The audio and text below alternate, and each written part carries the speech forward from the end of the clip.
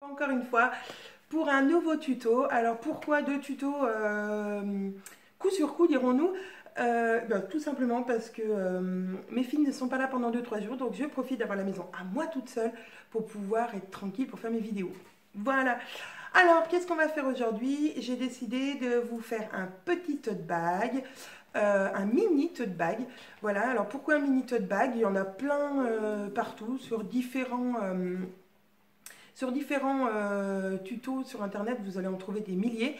Mais voilà, j'avais envie de faire un mini tote bag. Alors pourquoi? Voilà, je vais répondre à la question quand même. Parce que ma deuxième fille rentre en maternelle et a besoin d'un petit sac à chaussons. Alors voilà le petit sac à chaussons qu'il lui faut. Ça, c'est le premier que j'ai fait pour ma première fille au tout début que je commençais à coudre. Alors franchement, heureusement que vous ne le voyez pas de près parce que c'est une horreur. Les finitions sont moches. Voilà, il n'y a pas de surjet à l'intérieur. L'ourlet du dessus, là, il est simplement retourné. J'ai même pas surjeté, rien. Je vous parle même pas de la couture de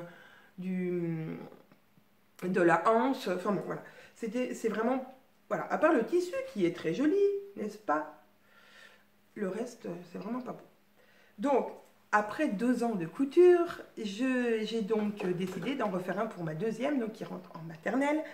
Et donc, elle a choisi un tissu comme ça. Alors, pour celles qui me suivent, vous allez en reconnaître, c'est le tissu qui m'a servi à faire mon Alessia.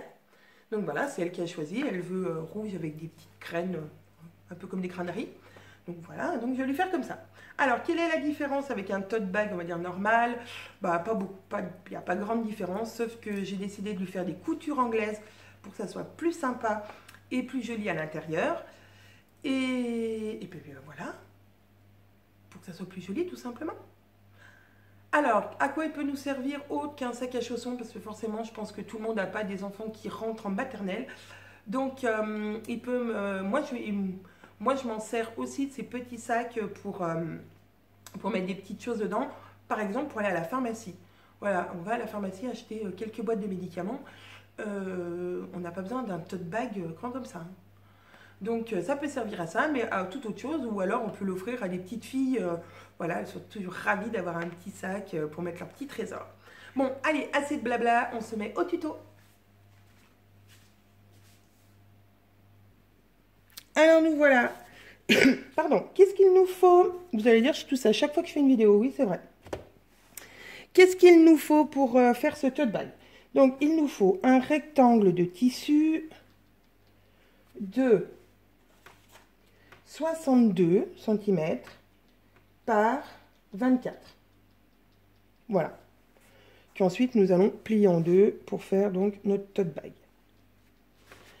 Il nous faut aussi 2 sangles.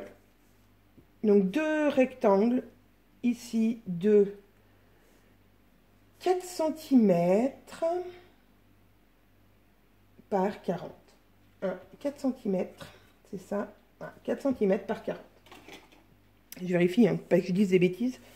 Donc voilà tout ce qu'il nous faut. Ensuite, il nous faudra bien sûr du fil assorti à la couleur de votre tote bag, parce que là, les coutures se verront ici sur les sangles. Et puis voilà, en matériel, c'est tout ce qu'il nous faut.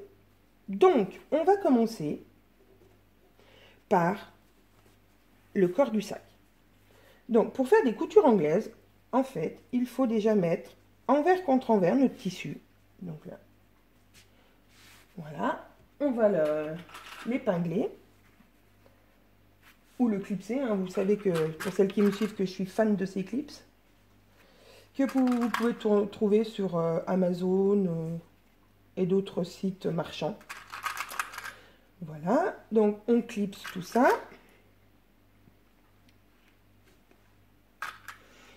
Pour bien fixer. Et on va venir faire une première couture ici et ici à 5 mm ou 7 mm. Allez, on va faire 7 mm. 7 mm, c'est en général la largeur entre l'aiguille et votre pied de biche. Alors là, vous voyez, j'en ai mis un peu plus. Mais bon, voilà, si on enlève ces deux-là, c'est largement suffisant. Donc ça, pareil, à votre convenance. Donc, une première couture ici et ici à 7 mm. Donc, on y va. Donc, nous voilà à la machine. Alors, nous allons coudre donc à 7 mm du bord. Alors, moi, j'ai mis sur ma machine, je peux mettre mon aiguille plus à gauche si je veux, ou on va dire normal. Donc, quand je la mets normale, je suis à peu près à 7 mm du bord. Donc, c'est parfait. Et bien, c'est parti. On fait un petit point arrière. Voilà, j'étais un petit peu loin du bord. Et on est parti pour une couture en marche avant, normale. Hein, voilà, rien de compliqué.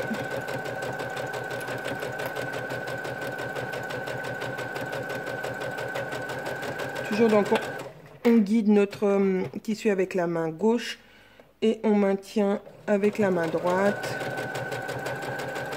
pour qu'il aille bien droit.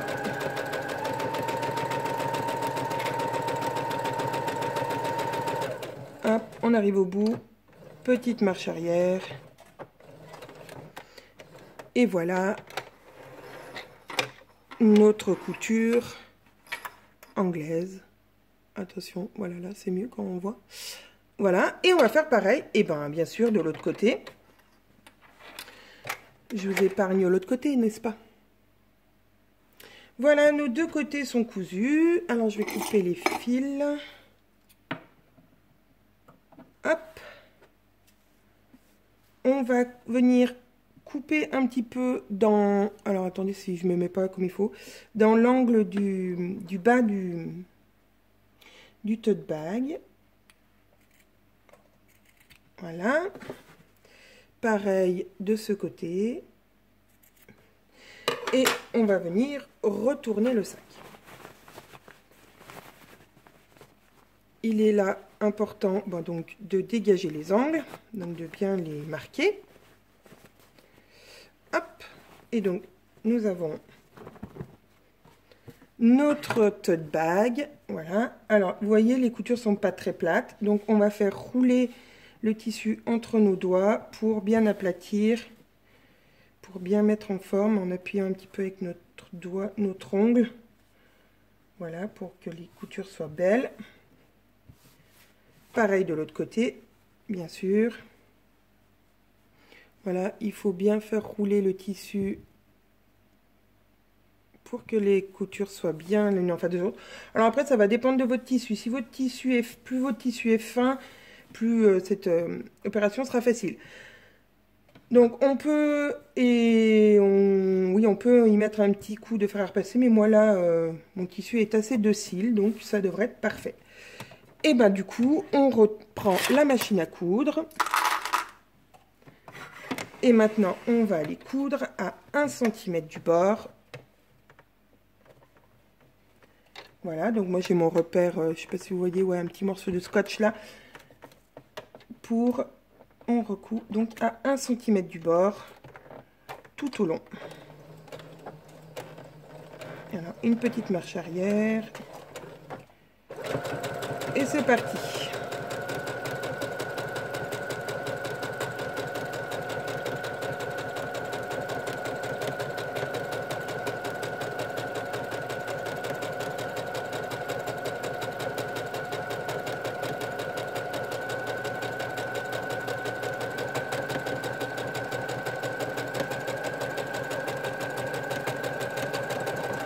Un petit point d'arrêt à la fin.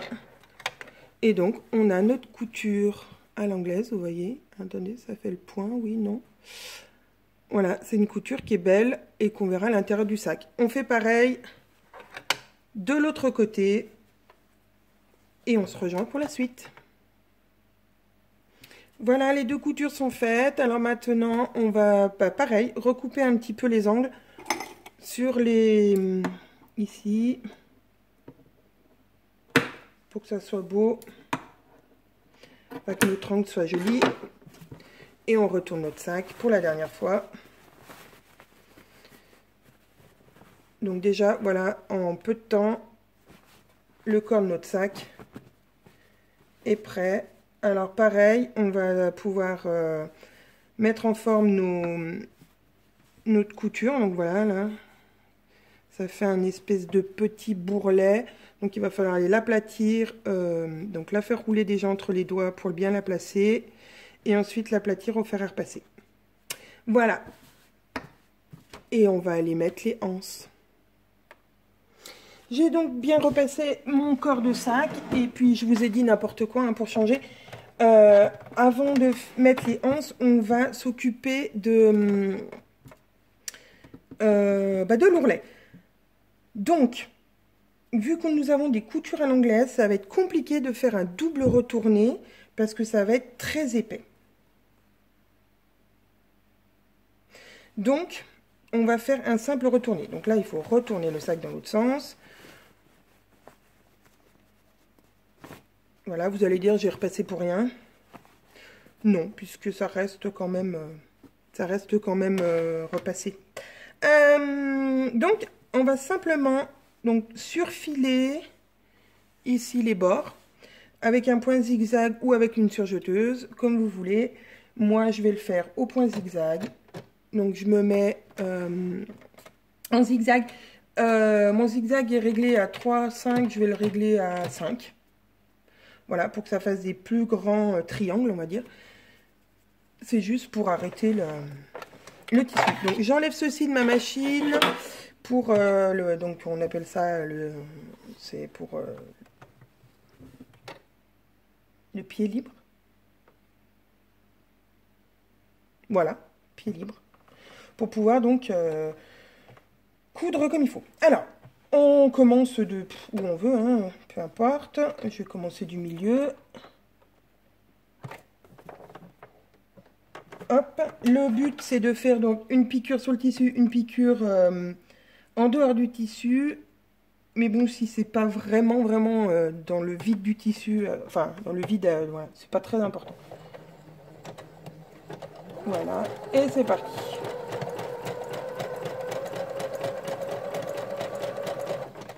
Alors, hop. Ça a tendance à, quand on fait un zigzag comme ça au bord, le tissu a tendance à partir un petit peu dans tous les sens. Donc il faut essayer de bien le maintenir.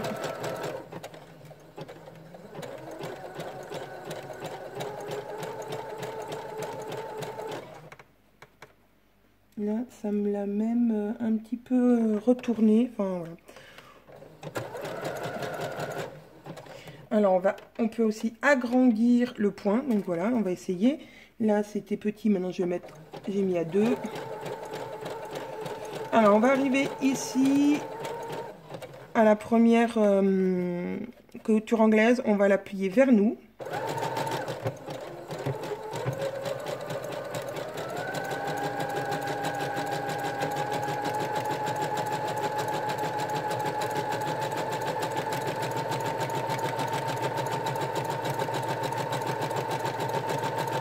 Et la deuxième, on va plutôt la plier vers le pied.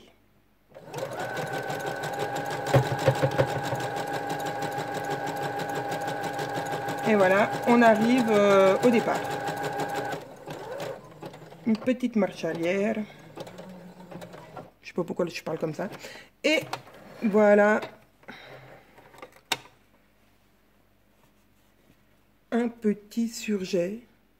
Voilà. On peut recouper là où on n'est pas allé dans le vide, par exemple. Et donc, maintenant... Alors maintenant qu'on a fait ça, on va faire notre ourlet d'1 centimètre à peu près, ou 2 comme vous voulez. Moi j'ai choisi 2. Donc je le mets comme ça. Je vais mesurer. Ah, presque. Voilà, ça devrait faire 2. Parfait. Voilà, donc je vais remesurer de l'autre côté quand même pour être sûr. Une fois qu'on a notre ourlet de 2 cm, on va aller l'aplatir au fer à repasser pour lui donner une forme, pour bien le maintenir. Et on va aller piquer à côté de notre surjet. Voilà.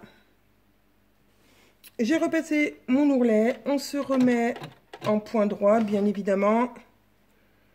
Et on va aller coudre donc tout au long de au bord de notre ourlet. Alors, à quelques millimètres, voilà, on n'est pas, c'est pas très important. Donc, un petit point de marche arrière. Et c'est parti.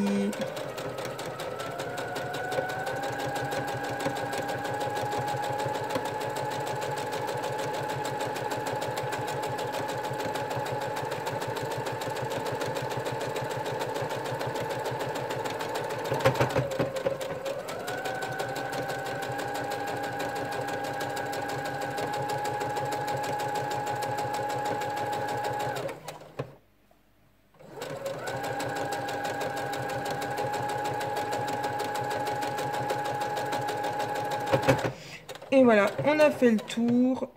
On refait quelques points de marche arrière. Et voilà, notre tourlet est fait. Et enfin, maintenant, c'est le bon moment. On peut retourner le sac. Hop, pour voir déjà ce que ça donne. Et voilà, on a déjà notre roulet de fait. Alors bon, vu que j'ai cousu rouge, hein, puis ça ne veut pas faire le point. Voilà notre couture. Et maintenant, on va pouvoir aller placer nos anses, enfin faire nos anses et pouvoir les placer ensuite. Donc nous voici avec nos anses. Alors, normalement, il faudrait les plier endroit contre endroit, coudre et retourner. Bon, là, vu que je les ai fait que de 4 cm, ça va être très compliqué à retourner parce que plus c'est petit et plus c'est pénible. Donc, on va opter pour une deuxième technique. Donc, on va plier à peu près de 0,5, voilà, d'un côté, 0,5 de l'autre, en gros, hein. Voilà, enfin, en gros, hein, qu'on va un petit peu aplatir avec notre ongle. Et ensuite, on va replier en deux. J'ai toujours un problème de cadrage, hein, c'est terrible. Il va falloir vraiment que je prenne des cours de montage, non pas de montage, de réalisation. Donc voilà, on plie de 5 et on plie en deux. Et ça va nous faire une anse d'environ, je vous dis ça tout de suite, d'un tout petit peu plus qu'1 cm. Voilà. Alors c'est un petit tote bag. Donc voilà, il n'y a pas obligé d'avoir... Puis on va pas mettre des choses lourdes dedans, donc voilà. Donc, eh ben, on va faire ça tout du long. Alors, on peut s'aider avec notre fer à repasser. Voilà. Alors, c'est pas au millimètre, hein, si c'est pas 5 millimètres tout pile, c'est pas très grave. Alors, enlevez la vapeur. Ça évitera qu'on se brûle les doigts. Donc, après, si vous voulez vraiment que ça soit précis et que ça soit vraiment de 5 mm, rien ne vous empêche de faire des petites marques pour vous repérer, hein. Il n'y a pas de souci. Moi, je le fais à l'œil, mais bon, voilà, pas obligé, hein.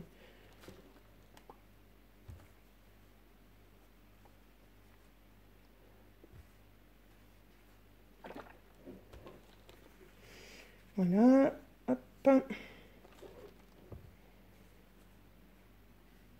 En fait, c'est comme un biais. En gros, c'est comme si on faisait du biais, quoi. Mais pas dans le biais du tissu. Alors moi, alors en parlant de biais, j'ai déjà utilisé des biais que je pliais en deux pour faire mes anses. Alors en plus, il existe plusieurs tailles de biais. Donc on peut vraiment avoir des tailles de, on va dire, de anses différentes. Puisque le biais en général, le commun, il fait 1 cm une fois replié. Mais, je vais remettre la vapeur. Mais il en existe du plus large. Alors, plus il sera de bonne qualité, plus il sera épais et plus vous serez... plus ça sera pratique pour faire des anses. Voilà. J'ai acheté du biais chez Jiffy. Il est transparent, le biais, quasiment. Donc, pour faire des anses, c'est pas... Voilà, ça sera pas solide. Donc, voilà notre anse qui est faite. Une première. Donc, on va faire de même pour la deuxième. Et on va piquer ici à quelques millimètres pour former notre anse. Donc voici les anses et maintenant donc nous allons piquer à quelques millimètres du bord. Donc moi je vais essayer, voilà, comme ça, de me mettre à ras du pied à gauche. Normalement, ça devrait être pas mal. Petite marche arrière. Petite marche avant. Et c'est parti.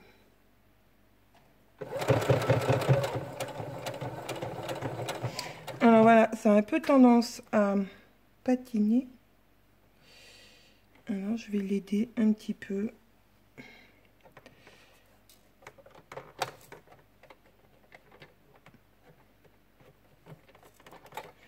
On va soulever l'aiguille. Voilà, il y a des choses, voilà. Quand, après, ça va dépendre de votre machine. Moi, peut-être qu'elle n'est pas assez puissante pour emmener le tissu. Alors, on va y aller doucement. Voilà. Donc, vous voyez, hein, vous connaissez mes tutos. Vous savez qu'il y a toujours des petits couacs. Mais ça permet aussi de faire voir que, voilà, hein, il y a une solution.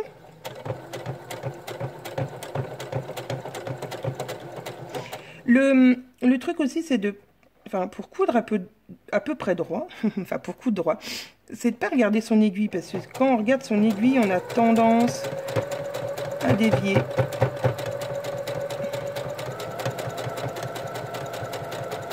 Donc moi, je regarde où le tissu, il s'engage. Voilà, c'est plus... Voilà, et donc on a une petite couture comme ça.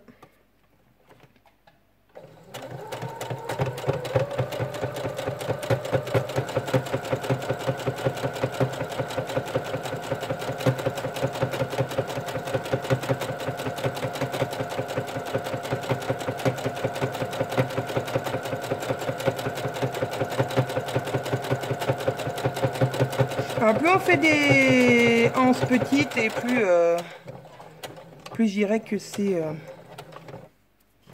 minutieux à faire, quoi.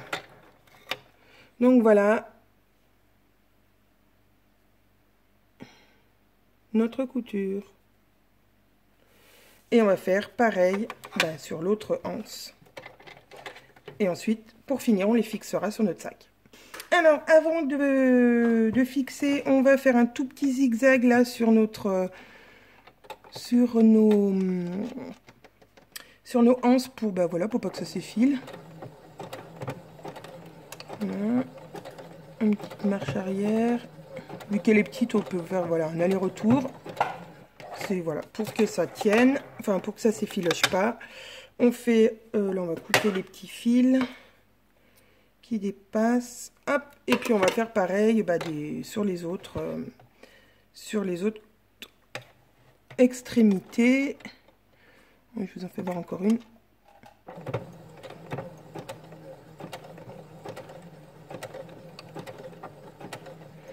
Je vais le refaire en marche arrière.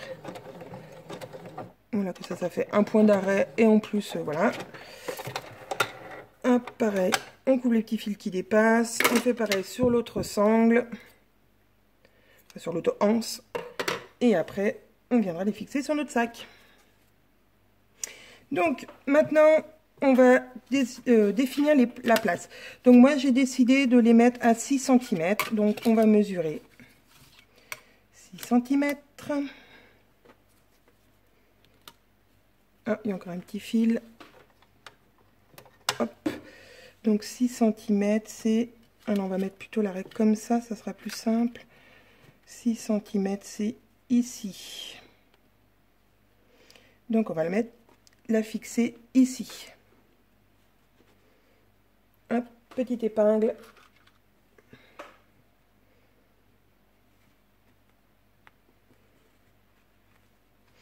Et pareil, à 6 cm de l'autre côté.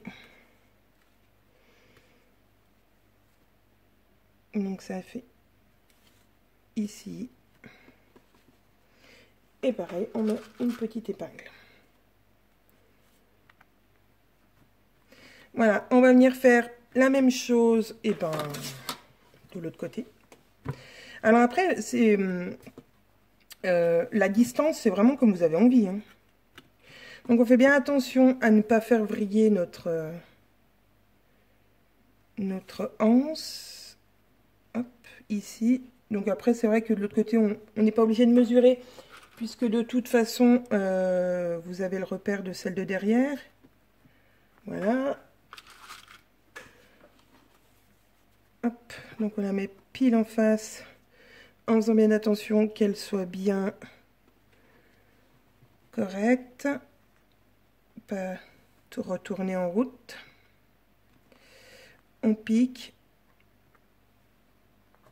Hop là. Et donc, on va venir maintenant faire... excusez-moi, il y a des fils de partout. On va venir maintenant faire une couture, donc un rectangle et une croix au milieu pour que ça soit plus solide. Donc, j'enlève mon bazar. Je reprends ma machine. Je remets au point droit, bien sûr. Hein. Et on va venir faire cette fameuse croix. Alors, donc, déjà, on va pousser un petit peu l'épingle. Hop. Il faut bien être au bord, voilà. Hop. On va commencer donc par un point droit. Alors là, vu que la anse est vraiment petite, il faut y aller doucement. On peut enlever l'épingle une fois que on est bien où on veut. On fait un petit point marche arrière. Et on avance.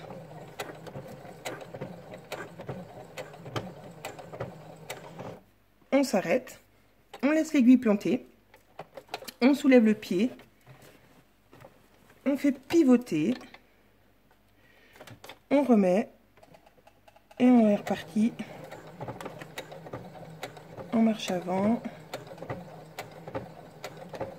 Jusqu'au bord. On laisse planter. On soulève. On tourne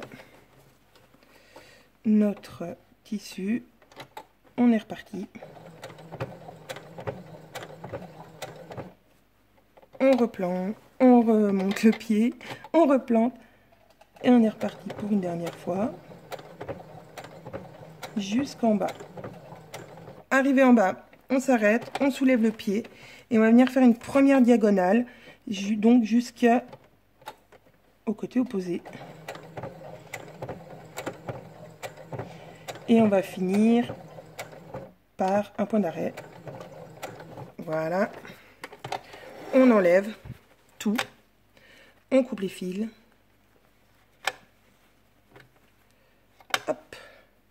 Et on va venir faire notre dernière diagonale.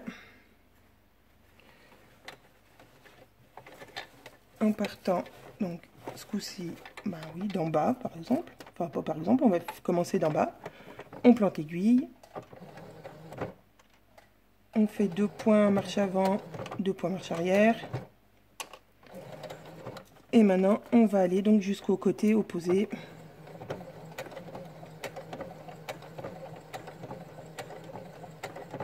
En faisant là aussi 2 points d'arrêt. Et voilà. Alors, on va couper tous les petits fils qui dépassent. Oula, c'est tout tombé. Je vais venir couper donc tous les petits fils qui dépassent. Pour que ça soit quand même plus joli. Voilà. Ici, pareil. Sauf que vous voyez pas ce que je fais. Hein, si je me mets hors champ de la caméra. Ah là là là là. Et donc, vous allez avoir...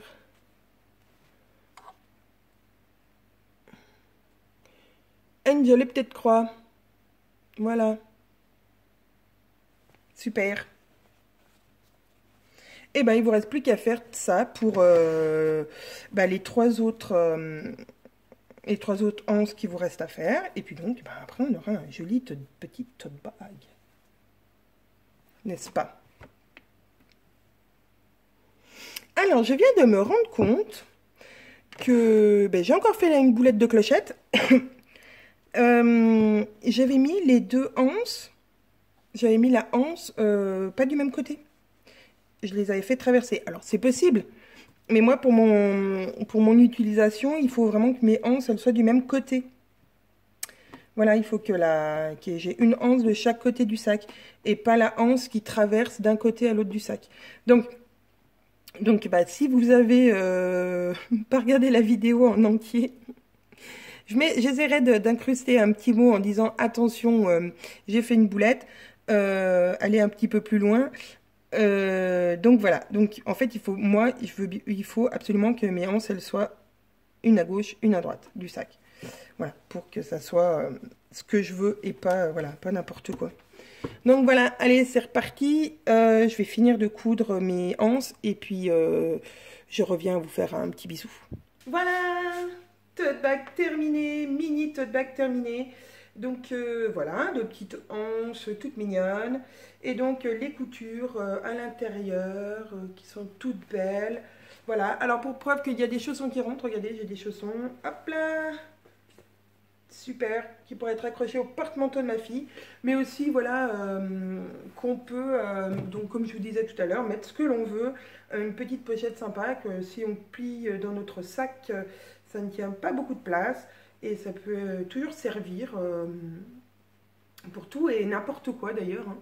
Voilà, je me disais, là en parlant, je me disais que si on la faisait imperméable, on pourrait mettre notre parapluie quand il pleut, les petits parapluies. Hein, c'est une bonne idée aussi. Pourquoi pas? À essayer. Donc voilà, eh ben, écoutez, j'espère que ce tuto vous a plu, malgré ben, voilà, hein, mes petites boulettes de clochette, hein, vous me connaissez maintenant. Donc je ne sais pas si je les couperai au montage ou pas, surprise.